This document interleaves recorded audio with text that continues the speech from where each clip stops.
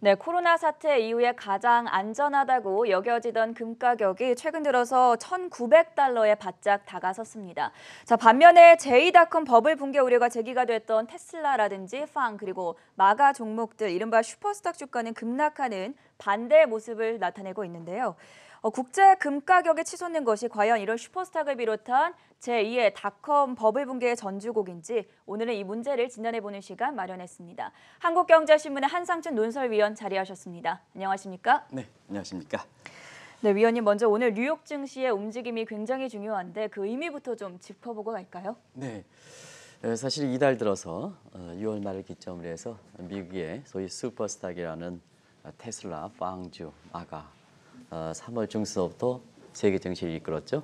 그렇죠. 네, 이달 들어서는 너무 많이 올랐다. 오르더라도 베이스 이펙 때문에 수익률이 떨어진다. 그러면 내려갈 때를 더 대비하는 거다 해서 중국 쪽으로 주식의 그 투자, 소위 해외 투자하는 중국 주식을 좀 이렇게 갈아탈 필요가 있다. 물론 중국은 개별 주식보다는 중국 관련된 ETF. 왜냐하면 개별 주식은 부채가 많기 때문에 상장 폐지해서 원금을 이렇게 없어지는 거가 많거든요.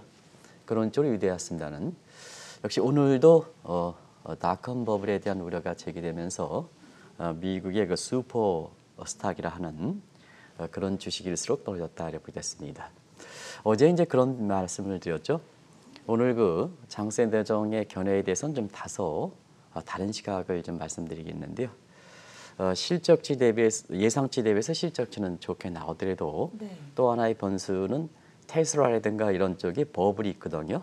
그러면 실적치 대비해서 예상치 대비해서 실적치가 좋게 나오더라도 그 버블 우려를 뛰어넘을 정도로 실적치가 좋아야 된다는 얘기입니다. 그래서 어제 시간의 거래에서 마이크로소프트라든가 테슬라는 오르긴 했지만 사실상 그 조짐이 좀 좋지 않다 하는 이런 시간의 동향에 대해서 좀 말씀드린 적이 있는데요. 오늘 이렇게 사실 주가가 많이 비교적 떨어졌다 이렇게 보시면 되겠습니다. 그리고 또 하나는 경제를 읽을 때는 좀 다소 좀 정확하게 읽을 필요가 있다 이렇게 됐습니다. 일단 오늘 그 주간 실업 청구 건수가 나왔죠. 그래서 16주 만에 증가세 됐는데요. 코브라 우려가 제기되면 여기에 따라서 지원금 문제가 나오는 거거든요. 근데 1차 지원금을 줬다 보니까 어떤 현상이 발생하냐면 지금 지원금이 다 떨어지죠. 네. 추가 부양책이 나와야 되는데요. 사실상 2차 감염이 되면 지원금을 더 줘야 된다. 근데 더 줘야 되는 목적이 뭘까? 어려운 사태를 극복하고 다시 경제 활동에 나오도록 그 기간 동안에 안정기금을 주는 거거든요. 근데 문제는 지원금을 주니까 야 이게 지원금 또 줘? 그러면 뭐냐?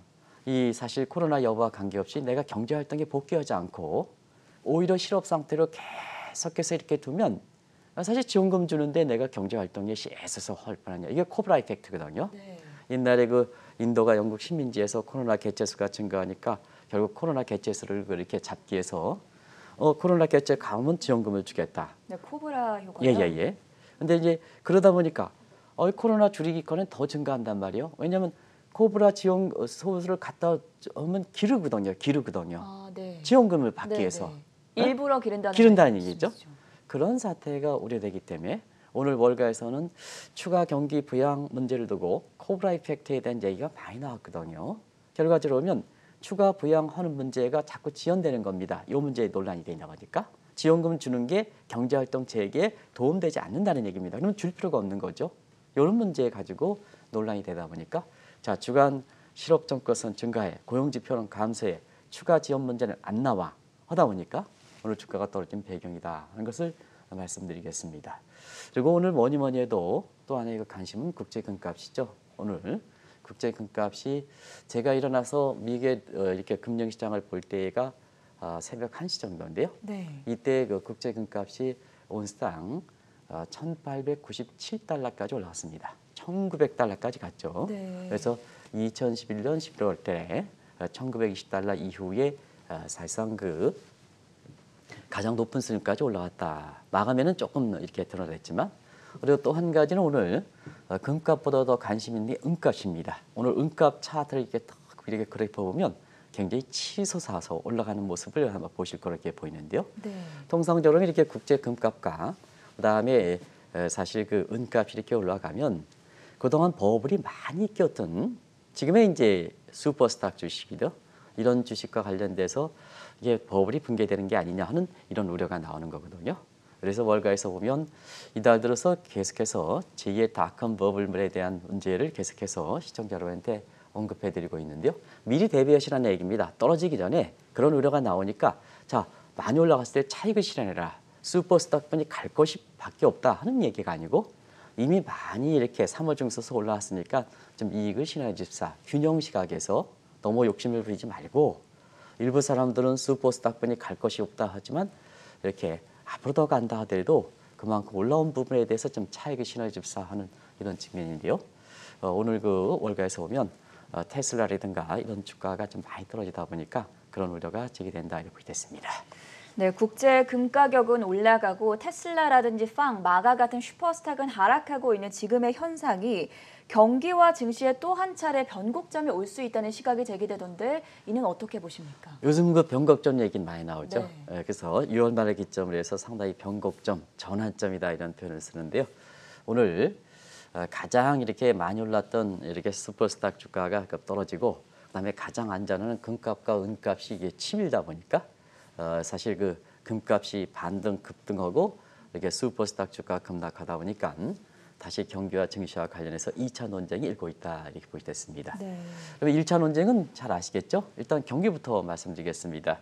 1차 논쟁은 3월이죠. 이 코로나에서 경기가 한순간에 갔을 때 이때 루미니 교수는 더 떨어진다. 그레이터 디프레션에서 수직 절정으로 떨어진다. 이분은 이제 다시 경기 예측을 좀 안 할 겁니다. 근데 그의 그 경기가 회복되고 있으니까 버냉키 의장은 V장으로 했죠. 나중에 이제 U장으로 시각이 돌리긴 했습니다는. 그래서 1차 논쟁은 시청자분도 기억하시겠습니다는 3월 중순경이다 이렇게 됐습니다. 지금의 경기 논쟁은 2차 논쟁은 지금이죠. 지금에서 보면 경기가 회복됐죠. 일단 저점이 네. 다 통과됐으니까. 그래서 사실 그 경기적인 측면에서는 앞으로는 지금 경기가 회복되고 있는데 다시 떨어질 것이다 하는 V장의 시각이 있고 그 전에 바로 전 경기 문제가 되겠습니다. 바로 돌려서 V장이 되고 요게 이제 비관론이 되겠죠. 네. 근데 이제 항상 말씀드리는 경기는 올라간 상태에서 되기 때문에 저 저점의 뒤쪽 분의 저점은 조금 올라가야서 네. 될 겁니다. 영어에서 보면 W자가 이렇게 해서 저점이 비싼 시계이기 때문에 시청자분께서는 오해의 소지가 있을 수 있다도 첫 번째보다는 두 번째 저점은 조금 올라간다 이렇게 보겠습니다. 그리고 앞으로 경기의 낙관적인 시각에서는 여전히 그 V자형 어제 그 홍 부총리께서도 2분기에 저점을 계기로 해서 3분기에는 경기가 회복될 것이다. 이게 속도 문제에서 빨리 간다면 V장이고 천천히 하면 U자 형식이 어쨌거나 올라가긴 올라간다는 얘기입니다. 네. 이런 쪽에서 경기 논쟁이 2차 논쟁이 지금 시점에서 월가에서 일으킨다. 월가에서 일어난다 이렇게 보이겠고요. 이거를 반영하는 증시적인 측면에서 한번 보겠습니다. 증시적 측면에서는 3월에 증시 논쟁일 때 우리 코스피 지수가 이때 1453 다우존스 지수가 18,500 정도로 떠질 때입니다. 네. 이때에는 사실 그때 주가가 조금 올랐을 때 데드캣 바운드 해서 일부 사람들이 1000포인트 밑으로 떨어질 것이다. 코스피. 그다음에 다우존스는 경우에 따라서 10,000포인트 밑으로 떨어질 것이다. 아주 극단적 비관론. 근데 이걸 개점해서 주가가 올라갈 것이다 하는데 그 위에 주가는 모두 50% 이상 올라갔죠. 그래서 지금은 이제 많이 올라간 상태에서 너무 많이 올라가다 보니까 이 주가를 끌어올린 주가일수록 지금 네. 버블 논쟁이 있죠. 그런 상태에서 슈퍼스탁 주가가 많이 올라갔는데 떨어지다 보니까 결과적으로 보면 지금 논쟁에선 본격적인 조정이다 하는 것이 이제 이렇게 비관적인 시각이고 이걸 빌미로 해서 추가 상승한다 하는 이런 쪽이 경기의 V장과 W장 맞춰서 V장과 U장에 맞춰서 추가 상승 문제가 나온다 이렇게 보시됐습니다. 그래서 어떻게 보면 경기라든가 증시적인 측면에서는 올해 3월 달보다 좀 다소 나아진 기미가 있겠지만 하지만 7월 달에 다시 이렇게 증시라든가 경기가 2차 변곡점 상태에서 논쟁이 일으키고 있다. 이것이 향후에 증시라든가 경기적 측면에서는 또 재테크하는 측면에서는 주식 투자가의 명암을 가리지 않겠냐 하는 생각이 듭니다. 그런데 주가와 경기가 보는 눈이 제각각일 때 저희가 가장 믿을 수 있는 자산 가격 움직임을 보라 이런 월가의 격언이 있습니다. 이런 기준에 봤을 때 최근의 달러 가치와 금 가격은 좀 어떻게 진단해 보면 좋겠습니까? 네, 사실은 그 사람의 생활과 주식 투자는 그 비슷하죠. 네. 왜냐하면 사회 현상이기 때문에 우리가 오락가락하면 뭐 오락가락하면 사실 가장 믿을 수 있는 사람의 그쵸. 말을 듣는 거 아니겠습니까? 월가도 마찬가지로 가장 잘 나갔던 주가가 이제 떨어지고 가장 이렇게 해서 안전하다는 자산이 이렇게 올라가다 보니까 결과적으로 보면 이때 상황을 어떻게 평가하시냐 해서 앞서 그 테슬라 주가에 대해서도 오락가락하니까 비관론, 낙관론 이렇게 해서 아마 자세하게 우리 박근 캐스터께서 지적했습니다는 역시 이렇게 흔들릴 때는 모두가 흔들릴 때는 가장 믿을 수 있는 자산 이렇게 하지 않냐 생각합니다. 네. 그러면 믿을 수 있는 자산이야 미국의 국채, 달러 같이 국제 금값 하는데요. 뭐 국채 같은 경우는 지금 재정적자 국가채 문제 때문에 이것이 뭐냐 기준금리가 떨어지기 때문에 시장금리 떨어지고 국채 가격이 올라가기 때문에 디폴트 상황이 이렇게 우려하는 상태에서 국채가 그렇게 안전한 자산은 아니고 그 기준금리가 떨어졌기 때문에 국채 금리가 떨어져서 국채 가격이 올라가는 측면이거든요. 네. 그런 측면에서는 지금 상태에서 그래도 안전한 믿을 수 있는 자산이 달러 자산 아니면 금이 아닌가 생각합니다. 그러면 많은 그 금융사의 그 회장이라든가 이런 사람들이 얘기했던 코로나 사태에 기축통화뿐이 갈 것이 없다 이렇게 하는데요. 실제로는 과연 달러가 안전한 자산일까? 그런 시각들을 안전한 자산일까? 리먼 사태, 시청자 여러분 아시겠으나 리먼 사태도 사실 달러 가치가 떨어졌습니다. 그때 한번 보겠습니다. 리먼 사태 오면 세계적으로 금융위기가 발생했습니다. 금융위기가 발생 안전한 자산 달러가 올라가지 않겠습니까? 이런 쪽이 있는데요. 네. 오히려 뭐냐 거꾸로 리먼 사태 때는 달러 인덱스가 떨어졌다고 보겠습니다. 1년 동안 2009년 1년 동안 달러 인덱스가 85레벨에서 77레벨까지 떨어졌습니다. 달러 인덱스가 떨어지는 것은 그만큼 달러 가치가 떨어졌다고 보겠습니다. 네. 그러면 코로나 사태 한번 보겠습니다. 코로나 사태에서는 3월 23일서부터 이때가 한 103레벨인데요. 지금은 오늘이죠. 미국 시간으로 7월 23일이고 오늘은 94레벨까지 떨어졌습니다. 어제보다 더 떨어졌죠. 달러 인덱스가. 이렇게 해서 어제 떨어지고요. 원달러 환율 문제도 같은 기간 중에 이거 코로나 사태입니다. 1285원에서 1197원. 어제는 1200원 밑으로 떨어졌다 이렇게 보이겠습니다. 그래서 달러 가치가 사실 이번 사태도 그렇고 많은 사람들이 이렇게 어려운 사태가 되면 안정자산으로 기축통화인 달러뿐이 갈다 이렇게 얘기지만 실제로 보면 리먼 사태 그렇고 코로나 사태 그렇고 달러 인덱스는 떨어졌다 이렇게 볼 수 있습니다. 반면에 국제금을 값을 얘기하겠습니다. 국제금값을 리먼 사태를 한번 비교해 보겠습니다. 리먼 사태 사실 그때는 1년 동안에 온스당 884달러에서 1130달러로 갔습니다. 네. 이제 코로나 사태는 3월 19일 날 1479에서 오늘은 1890달러까지 갔습니다. 물론 종가가 좀 떨어졌습니다. 제가 볼 때에는 한 1890달러였다는데요. 어쨌든 1880달러든 간에 어떠냐. 사실 국제 금값이 리먼 사태보다 더 빨리 올라가고 있습니다. 왜 그럴까 하는 측면은 리먼 사태 때 돈 푸는 정도와 코로나 사태에 돈 푸는 정도는 코로나 사태에 돈이 더 많이 풀렸다는 얘기입니다. 네. 그러다 보니까 자 지금은 물가가 안정돼 있습니다는 이게 돈이 뭐냐 이렇게 많이 풀렸는데 언젠가는 인플레가 되지 않겠느냐 하는 인플레 기대 심리 이거 되다 보니까 결과적으로 보면 자 물가가 이렇게 인플레가 기대가 된다는 측면에서는 그 해칭하기 위해서 금, 은 같은 이런 기금속 가격이 올라갈 수밖에 없다 하는 측면에서 오히려 3월 중순에 달러라든가 금 중에 어떤 거 투자하겠습니까 하면 달러 투자하시는 것보다는 금 투자하는 거 두 가지를 한다면 금 투자하세요. 오히려 금보다는 은 투자하세요. 이렇게 말씀드렸었는데요. 바로 그런 배경이다.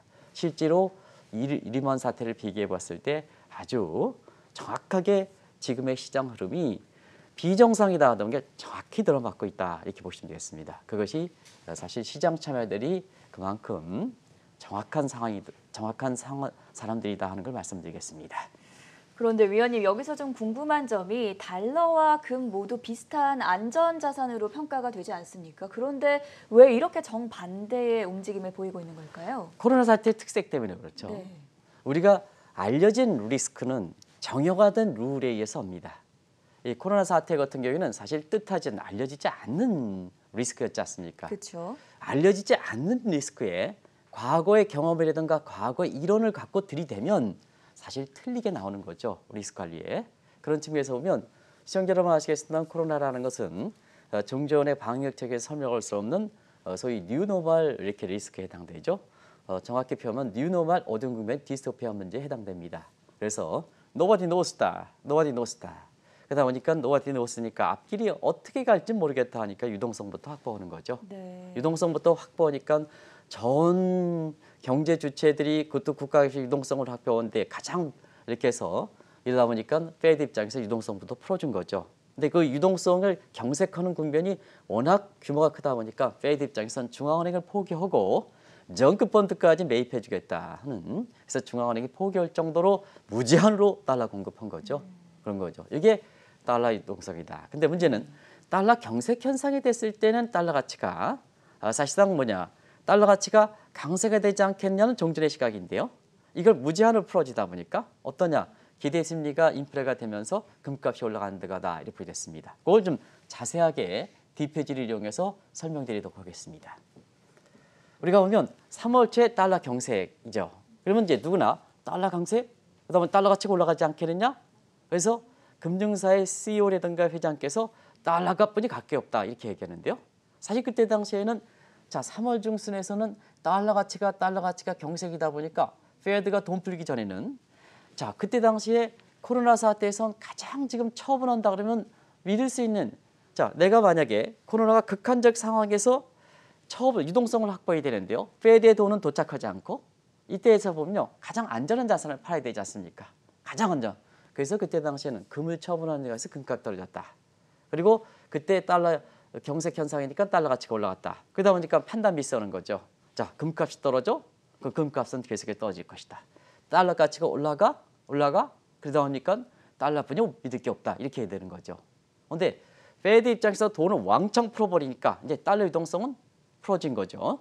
그러다 보니까 뭐냐, 달러 유동성이 풀어지다 보니까 돈을 왕창 풀었으니까 인플레 기대 심리가 되면 결국은 물가에 대한 해칭 기능은 실종 가치가 보장되는, 자 지금에서 믿을 수 있는 통화 실물 자산뿐이 없는 거죠. 부동산은 지금 코로나 문제 때문에 전염성이 강하기 때문에 대형 상업용벌 호텔이든가 뭔가 이런 건 전부 안 되니까 믿을 수 있는 통화가 근본이 없는 거죠. 근본이 자산이. 그래서 금값은 치밀고 은값은 치밀대 반해서 자 돈이 왕창, 달러 유동성이 왕창 풀리니까 어떻게 했습니까? 달러 유동성이 왕창 풀리니까 달러 가치는 떨어져야죠. 유동성이 이렇게 세계에서 가장 많이 풀리는데요. 달러 가치는 교환비를 있지 않습니까? 교환비이기 때문에 달러 가치는 떨어지는 이런 현상이 발생하는 상황에서 코로나 사태 이후에 달러 가치가, 자 어제도 신문에 보여줬습니다. 오늘도 머니투데이든가 이런 데서 다시 나오고 있습니다는 그 돈 많이 푸는 과정에서 다른 데 다 올랐는데 달러만 떨어졌다는 거 아니겠습니까? 네. 이게 연일 외신이든 아니든 이렇게 보도가 나오지 않습니까? 이런 현상, 그래서 시장의 흐름을 잃지 않고 새로운 환경에 대해서 우리가 부지런하게 그 공부하지 않고 옛날 관념에 젖어서 옛날의 경험이 잘했다고 이거 가지고 이렇게 그걸 때려버리면 틀리는 결과가 나온다는 걸 꼭 좀 말씀드리겠습니다. 그래서 저희들이 그 자랑하는 건 아닙니다는 이렇게 사실 그 최근에 그 시청자분이 워낙 관심이기 때문에 저희들이 이렇게 30분 이렇게 방송합니다는 새벽 1시부터 직접 현지에 연결해서 이렇게 이 방송을 준비해서 이렇게 말씀드리는 것. 그래도 많이 부족합니다. 부족한다는 걸 시청자분한테 말씀드리면서 좀 더 열심히 하도록 노력하겠습니다. 네, 위원님 금 가격은 1,900달러까지 치솟고 있고 달러 인덱스는 94 레벨대로 내려와진 상황인데 그렇다면 앞으로 이 달러 가치와 국제 금값의 움직임에 있어서 돈을 회수할 수 있는지 여부가 좀 중요하지 않겠습니까? 네, 지금 상태에서 이제 돈이 많이 풀리는 것이 네. 달러 가치가 떨어지고 인플레 기대 심리 때문에 금값이 이렇게 올라가고 은값이 올라가다 보니까 네. 결과적으로 보면 경제가 좀 나아지면 돈을 회수할 때는 반대로 달러 가치는 회복이 되고 네. 금값은 떨어지게 되겠죠. 이런 국면에서 향후에 그 금과 은과 그다음에 슈퍼스탁의 주가가 어떻게 될 것이냐 하는 측면에서는 결과적으로 많이 풀린 돈이 경기 회복되면 출구 전략 추진해서 돈을 회수하고 금리를 올릴 수 있지 않냐 하는 이 출구 전략에 의해서 사실 결정된다 이렇게 보시면 되겠는데요. 사실상 그렇습니다. 중앙은행 입장에서 중앙은행 의장 입장이라든가 중앙은행에 속한 입장에서 보면 사실 경제가 정상화하면 비정상으로 뿌려졌던 돈, 비정상으로 낮춰졌던 제로금리 마이너스 금리 정상화시키고 싶죠. 그런데 아시겠습니다. 지금은 세계가 하나인 상태에서 미국의 그 대통령이라든가, 네. 아베 대통령이라든가 이런 사람들, 트럼프 대통령이라든가, 아베 그 총리라든가 이런 사람들 입장에서는 절대 군주 시대가 이렇게 됐기 때문에 사실 이 사람들은 대부분 다 정치꾼들이다.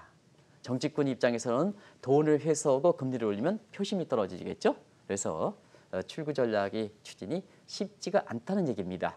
그래서 오히려 그 트럼프 대통령 이런 입장에서는 지금도 뭐냐 돈을 더 풀자 하는, 또 우리나라에서도 지금 상태에서 뉴딜이든가 뭔가 이렇게 해서 돈을 더 풀자 하는 이러한 소위 MMT 요리, 모던 머니터리 시어리 이런 게 더 양업하는 게 지금 전 세계 최고 통수권자의 모습들이거든요. 네. 그런 각도에서 보면 자, 앞으로 경제가 정상이 돼서 돈을 회수하고 금리를 올리면 사실 금값이 떨어지고 자, 달러 가치가 회복될 거 이렇게 보이는데요. 이게 잘 안 된다는 얘기입니다. 우리가 보면 과거 리먼 사태에서 돈 많이 풀렸죠. 많이 풀렸는데 이것이 경제 정상화해서 지금의 통수권자보다 통수권자의 정치권의 정도가 약한, 그래서 출구 전략의 추진이 비교적 쉬울 것으로 생각했던 2015년 이후에도 사실 미국이 가장 앞서갔는데요. 미국조차도 돈을 회수하는 문제는 못했거든요. 금리를 찔끔 올리자 코로나 사태를 통해서 다시 제로금리 상태에 갔지 않습니까? 그래서 지금의 환경이 이렇게 변하면 과거와 다른 것은 이렇게 중앙은행 입장에서도 경제권에 감안해서 통화정책을 독립적으로, 그다음에 정치에 중립적으로 추진하기가 상당히 어려운 게 비단 한국은행뿐만 아니라 전 세계 중앙은행이 지금 모습이다 이렇게 됐습니다. 그래서 일전에도 한번 말씀드렸습니다는 달러가 기초통화의 위상을 지키기 위해서는 저 돈을 더 찍어서 쓰자 하는 트럼프 가지는 안 되겠다. 그래서 지금 월가 내부에서는 오히려 거꾸로 스트롱 달러 정책을 주장하는 공화당과 달리 시장에 맡겨놓은, 그래야 그 사람 때문에 뭐냐 미국의 그 기초통화 위상을 지킬 수 있다 해서 조 바이든이 들어와야 된다 하는 얘기도 바로 여기도 미국의 자존심, 달러 위상 이걸 지키기 위해서 과거에는 공화당이 스트롱 달러였었거든요. 근데 트럼프 때문에 안 된다는 얘기입니다. 그런데 공교롭게도 반사 측면에서 조 바이든이 들어와야 되자 이런 쪽의 얘기가 나오는 거다 이렇게 됐습니다. 위원님 말씀대로 돈을 회수하는 출구 전략이 좀 어려워진다면 금만큼 믿을 만한 자산이 없지 않을까요? 네, 그렇습니다. 그래서 사실은 올해 그 3월 중순에 금값이 올라갈 때에도 금값이 올라갈 때의 그 견해에 대해서 그렇게 낙관적 기류가 이렇게 형성되지 않다가 올해 5월 이후서부터 사실 그 금에 대해서 이렇게 낙관적 기류가 형성됐죠. 그래서 그때 당시 아마 한국경제TV의 방송을 통해서도 말씀드렸습니다는 골드만삭스가 1년 이내, 그러니까 올해 이제 그때 당시에는 5월이니까 내년 5월까지죠. 5월에 온스당 200달러는 들어가겠다. 근데요, 그때 당시엔 200달러 하면 굉장히 먼 위였습니다. 네, 그렇죠. 근데 2,000달러죠. 죄송합니다. 2,000달러는 이렇게 될 것이다 하는데요. 지금 상태에서 보면 지금은 1,900달러 육박했으니까 뭐 이거 뭐 금방 지나가겠죠. 그래서 지금은 이렇게 금값이 빠르게 상승하다 보니까 원래 예측이라는 게 빨리 올라가면 더 이렇게 높아지거든요. 그런 측면에서 1년 안에 3,000달러까지 이렇게 이다져서 나온다 이렇게 됐습니다. 이 추세에 이렇게 우리가 보면 이런 추세가 나오는 것은 그 3,000달러가 맞추는 게 아니고 그만큼 분위기가 그만큼 금에 대해서 낙관적 기류가 형성되고 있다 이렇게 보시면 되겠습니다.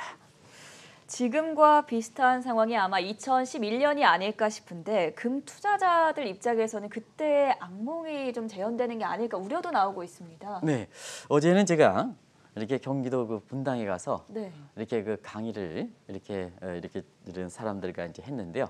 금 투자 지금 해도 되겠습니까? 근데 이제 금 투자 이렇게 하는데요. 대부분 다 지금 금값이 많이 올랐다.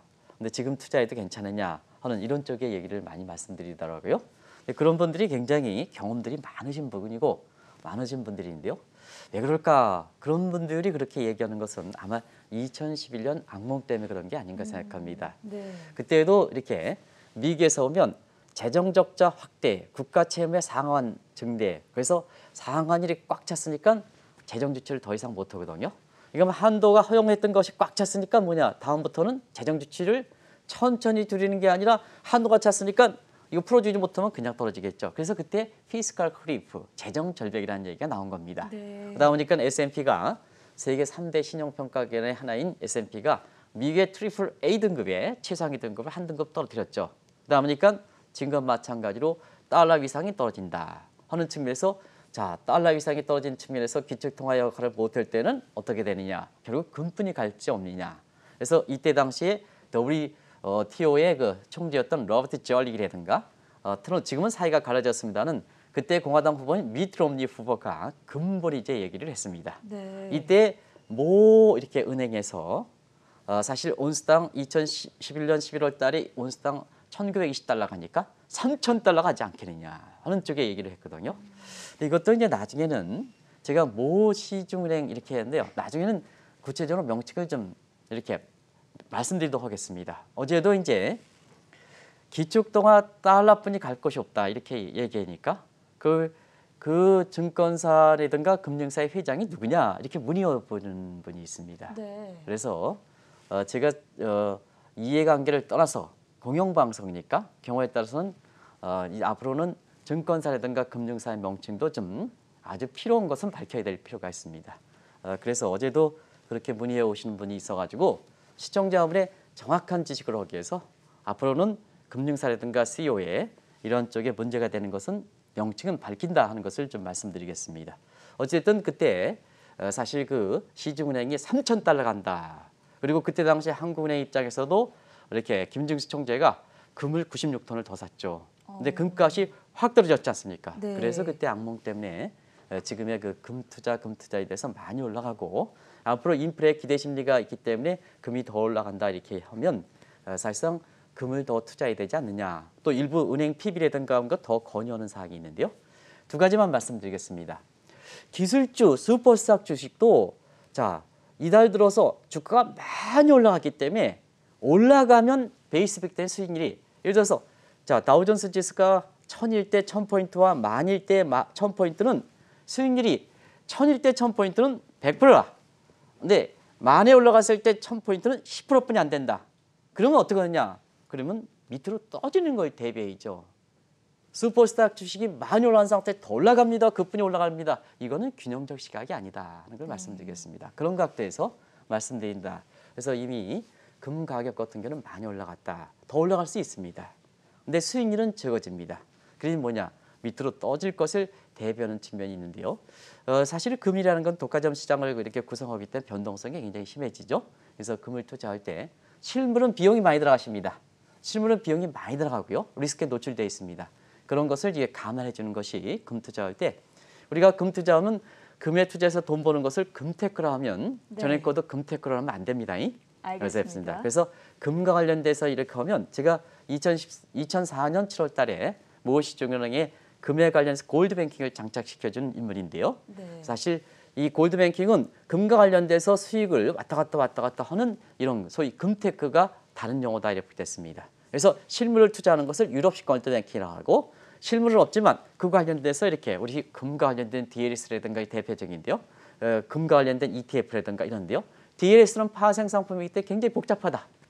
우리 악몽이 있지 않느냐.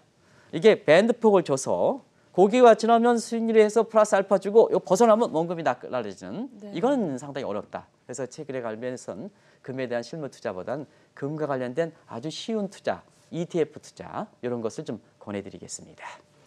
네, 위원님 마지막으로 가장 궁금한 질문을 드려볼 텐데요. 이렇게 안전하다는 금 가격이 오르게 되면 그동안 좀 거품이 끼어 있다고 보는 슈퍼스탁 주식들은 하락하지 않을까요? 네, 사실 이 문제 같은 경우는 굉장히 네. 이렇게 그 민감한 사항인데요.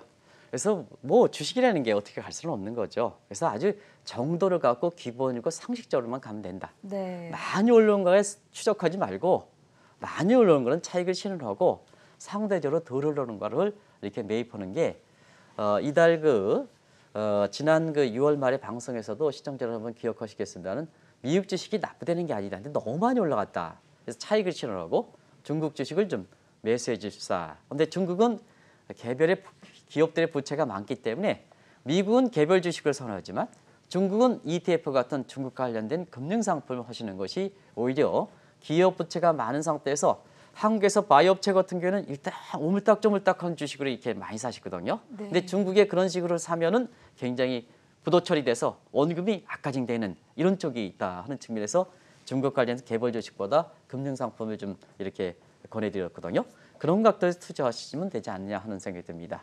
나머지 문제는 시간이 다 돼서 제가 이렇게 해서 줄이도록 하겠습니다.